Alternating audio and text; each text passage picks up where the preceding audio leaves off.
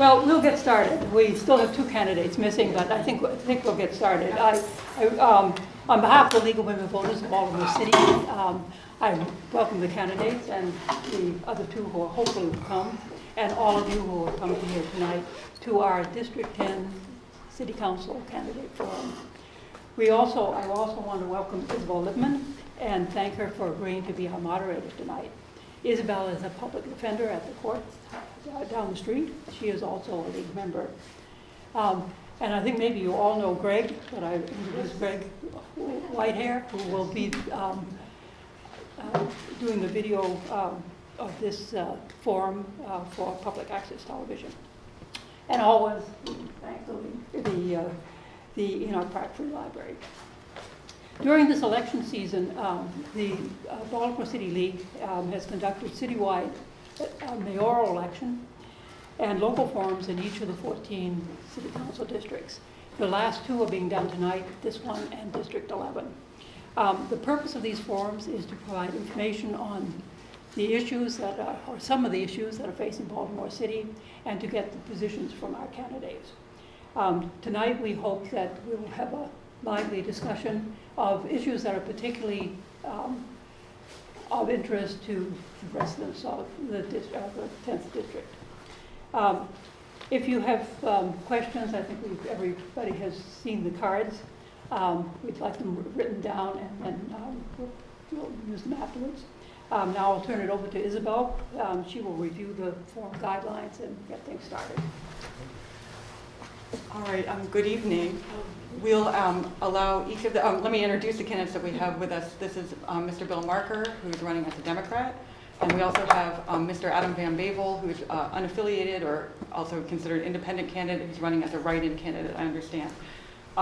We'll ask both of these candidates to give an opening statement of 3 minutes. Then we'll be asking questions taken both from the audience and questions developed by the league. Again, if you would like to ask a question, please write it down, put it in the box. We'll be gathering them up. Questions can be directed to any of the candidates in particular, to all the candidates. If a question is directed to one candidate, then it will give the other candidates the opportunity to answer that question as well if they'd like to. And so now I will ask Mr. Marker to start. Okay, well, thank you very much for coming out in this weather and everything. And I must start by thanking the league. It was the group, I think, to sit and try to have a nice discussion, not too standing and too formal. But I really want to thank the league for doing this. I grew up with my mother every year selling league calendars for the league. The League of Women Voters was a very big part of what she did back then. So no way I would miss coming to this. I guess I'll talk a little bit about me, and then over the course of the questions, hopefully, about more what I stand for. I am a resident of Pigtown. I've lived since 1980 near Washington Boulevard and Martin Luther King, which is, depending on which side of the street you're in, that's one in the district. Lived in Ridgely's for many years, the first part of that, which is across the street. Now live in the Barry Circle part of Pigtown. Long been president, for 6 years I was president of Citizens of Pigtown, which is the community association. Long I was involved in our empowerment group. Community activities is what I'm about, my campaign. A couple of community leaders here who know that I've been coming to community meetings, not just one pop in, give my spiel and head out, but trying to get to as many community meetings as I can repetitively. If I win, I'm not saying I'll be at every meeting every month. I would hope that I or my staff would be within reason, but I will be at many meetings. I will hopefully have a group, getting the community group meeting leaders together on a monthly or periodic basis. I don't want to have what I've been hearing that, oh, the councilman does for them, but doesn't do for us. I want to have everybody in communication so that we can all, make, open and above board everything. Public service is what I've long been about. The idea of representing this district is wonderful. It's a very mixed district. And I think that's great, and I look forward very much to representing it. And what do you say? There, the 10th district, early on I thought about the 10th is just a little something. From my Jewish tradition, the idea of 10 is a group, it's what they call a minyan. That's when you can say certain prayers, you can do whatever. That 10 kind of makes community. There was a, what do you call a Northern Exposure show that dealt with that some years ago, if you remember. And I think I'm counting 9 of you sitting out there, 10. So we have here, according to my tradition, we have a formal community, and I thank you for coming, and I look forward to answering your questions. Thank you. Mr. Van Babel? How's everyone doing tonight? Thank you for coming, and thank you, League, for having us and for this wonderful handwritten sign last minute. I appreciate that. My name's Adam Van Bavel. I have been campaigning for City Council District 10 for a year and 9 months now. As many of you know, beating an incumbent is an uphill battle, and that was something that I'm very committed to, so I started my campaign long ago. Otherwise known as AVB for BCC, Adam Van Bavel can be a mouthful, so I wanted to correlate my name with Baltimore City Council. So if you see that anywhere, that's what that means. I am a write-in candidate on November 8th. I wanted the opportunity to come here tonight and just introduce myself to those of you that I haven't met yet. Obviously, I will not be in the primary, so you can vote for Bill and then you can vote for me November 8th. But I'll give you a little bit of background about myself first. I've worked in the community for the past 20 years in nonprofit.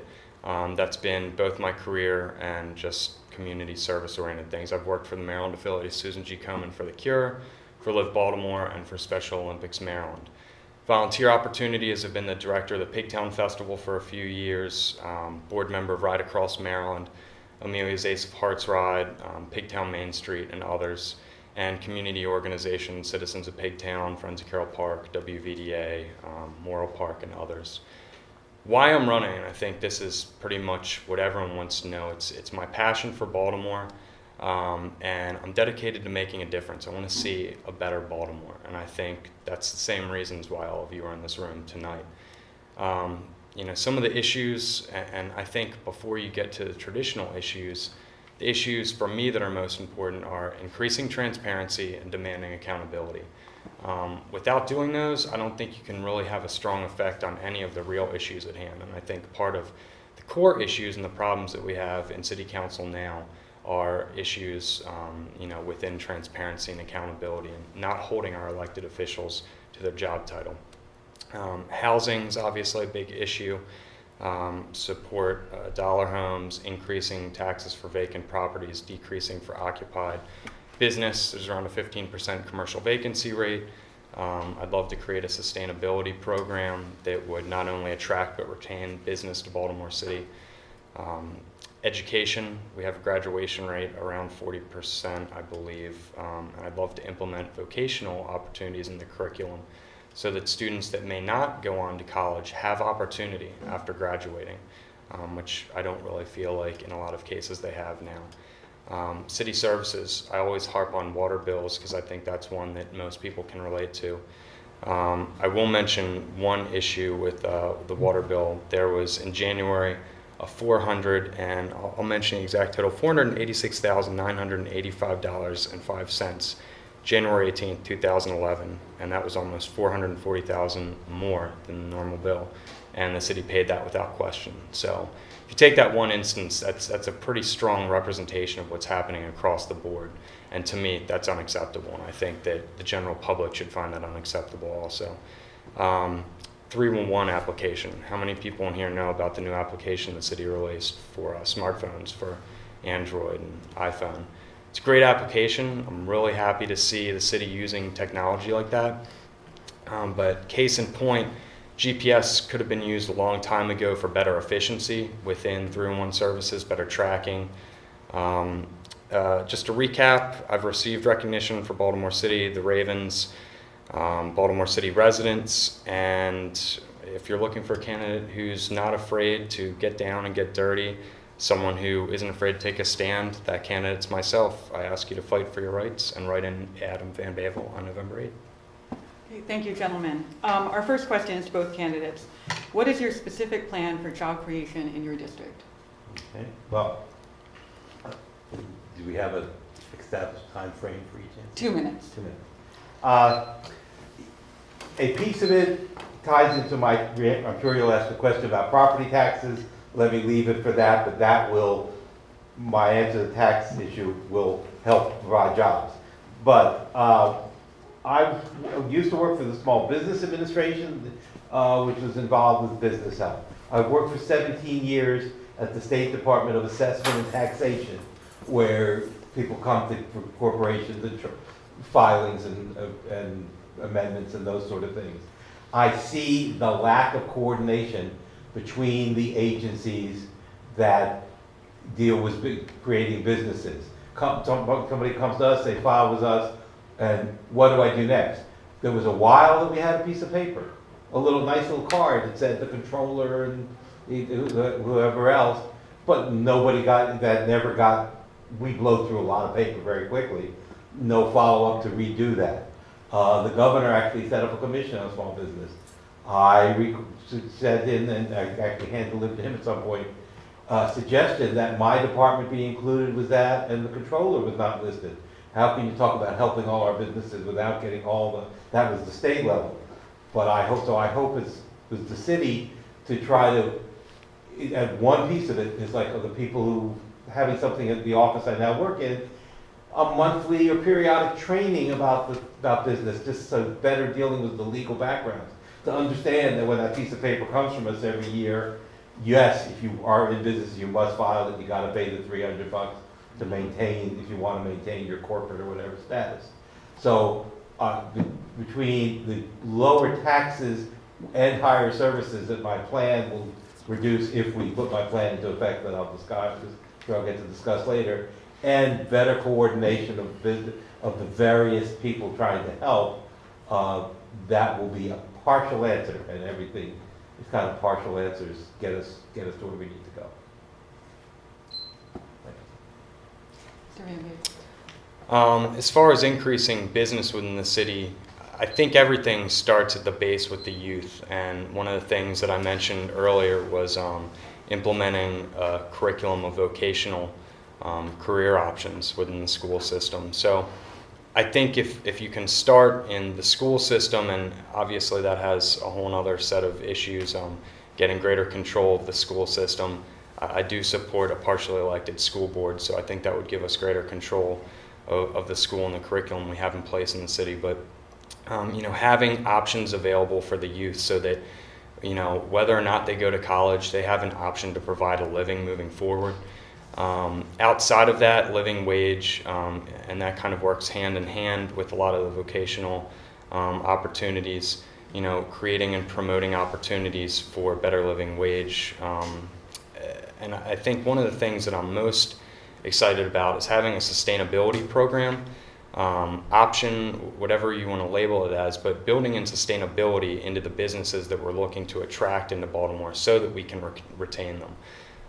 And what I mean by saying that is having, when businesses are coming in, and I'll use this as an example, there's a great business that just moved in on Ostend Street by Raven Stadium called MC Dean, and they're a business based out of Virginia. Now, I use them because when we see a lot of our businesses being lost to Virginia, there was just a BBJ article about, or maybe it was Maryland Reporter, but it was about, if Baltimore, if Maryland is to have increased jobs and have a stronger economy, we have to beat Virginia. And you see a lot of local business moving to Virginia and surrounding states.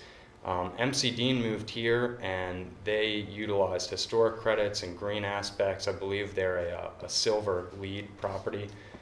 So basing sustainability off models like that where you're incorporating green components and you're incorporating longevity within the business that you're moving here and having a commitment to Baltimore City, I think that's what we need.